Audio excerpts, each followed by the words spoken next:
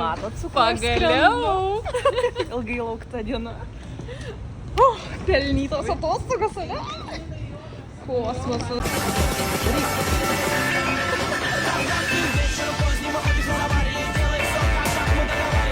Nu ką, mūsų mergaičių tripas prasideda. Inga jau tiki?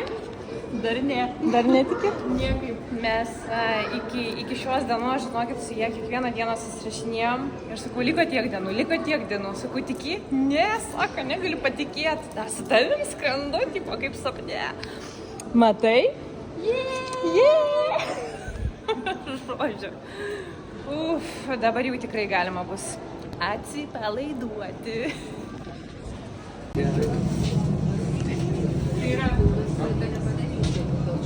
Reikia taip.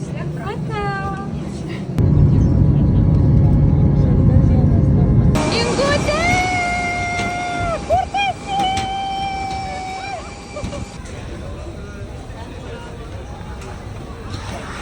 Na štai žiūrėkit, mūsų transferis pasitiko, neapsikraunam mes su jokiais autobusais, keliaujam pagal mūsų būtent gidas vairuotojas. Aš realiai net nežinau, bet sakė mergaitė, pas kurią užsakinėjo, tai bus ir vairuotojas, ir gidas. Tai va, žodžiu, vedasi mus. Ir jau informaciją gavom tai, kad rytoj 12:15 turim būti viešbučio recepšine dėl to, kad keičiasi pasirodo skrydžių laikai. Tai va, žodžiu, info bus suteikta, keliaujam į mūsų mašiniuką. Va. Ane, Ingut? Įsidėmėjai, nes aš sklerozę, aš galiu realiai pamiršti. 12:15.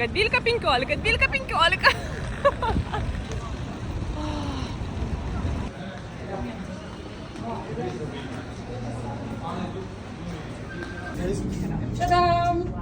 Oh. It's tiny. Tadam! Oh.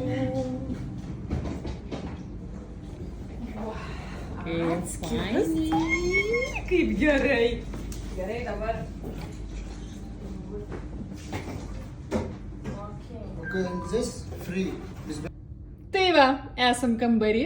Rodysim savo cute kambariuką, ane? Eina savo, aš dar netikiu. Nu, žodžiu. Vacikas mūsų. Taip, iškart mes matom higienos priemonės. Tai šampūnas, dušo gelis, body losjonas, kondicionierius, muiliukas. Taip, ką mes čia turim? Rankšluostukai, kaip sakoma, viskas gražu, tvarkinga. Aha. Taip, kaip visuomet. Virdulys, vandenukas, kava arba... Dvi atskiros lovas, gal sustumsim, ką? Šaldytuvas. O, sultis, fantas, spraitas, kola, tielikas, veidrodis, mergaitiškai pasimaivyt. Šiaip labai didelis, jaukus, gražus. Kaip faina. Pagavom į baseiną ir jūrą.